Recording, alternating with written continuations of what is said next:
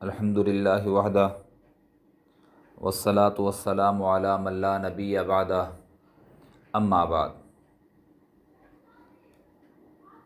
ایک لڑکی جس کا نکاح ہو چکا ہے اور اس کی رخصتی نہیں ہوئی،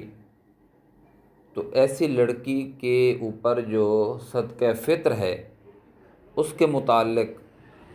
انتہائی ضروری اہم مسائل آپ حضرات کے سامنے ذکر کرنا چاہتا ہوں، اور اس میں تھوڑی سی تفصیل بھی ہے کہ ایسی لڑکی جس کا نکاح ہو گیا ہو، ابھی تک رخصتی نہیں ہوئی اور وہ ماں باپ کے گھر رہتی ہے، تو اس کے صدقہ فطر کی تفصیل ہے، تھوڑی سی تفصیل ہے، انتہائی عام مسئلہ ہے۔ پہلی بات یہ ہے کہ اگر لڑکی مالدار ہے، کون سی لڑکی؟ کہ جو لڑکی جس کا نکاح ہو چکا ہے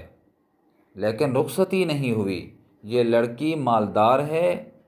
تو اس کے مال سے اس کا صدقہ فطر ادا کیا جائے گا، اور اس میں کوئی تخصیص نہیں ہے، وہ لڑکی بالغ ہے یا وہ لڑکی نابالغ ہے، دونوں کا ایک ہی حکم ہے۔ دوسرا مسئلہ یہ عرض کرنا ہے کہ اگر وہ لڑکی بالغ ہے، نکاح اس کا ہو چکا ہے،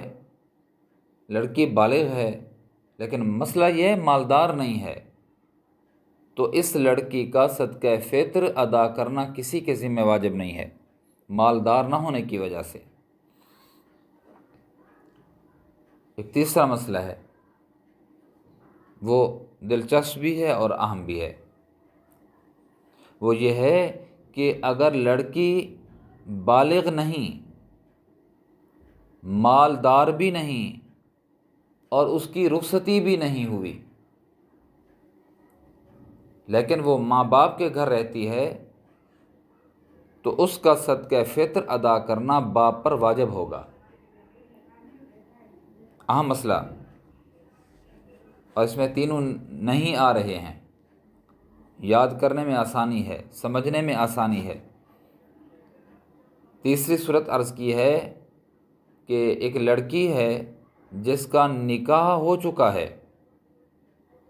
نابالغ ہے، بالغ نہیں ہے، اور اس کے پاس مال بھی نہیں ہے، مالدار نہیں ہے، اور اس کی رخصتی بھی نہیں ہوئی ہے، تو ایسی لڑکی کا، ایسی بچی کا صدقہ فطر باپ کے ذمہ واجب ہے۔ ہاں، اگر اس کی رخصتی ہو گئی ہے، نابالغ بچی اس کی رخصتی ہو چکی ہے، تو پھر باپ کے ذمہ نہیں ہے۔ اللہ پاک مجھے آپ کو دین کی صحیح سمجھ نصیب فرمائے اور دینی احکامات پہ عمل کرنے کی توفیق نصیب فرمائے۔ وآخر دعوانا ان الحمد للہ رب العالمین۔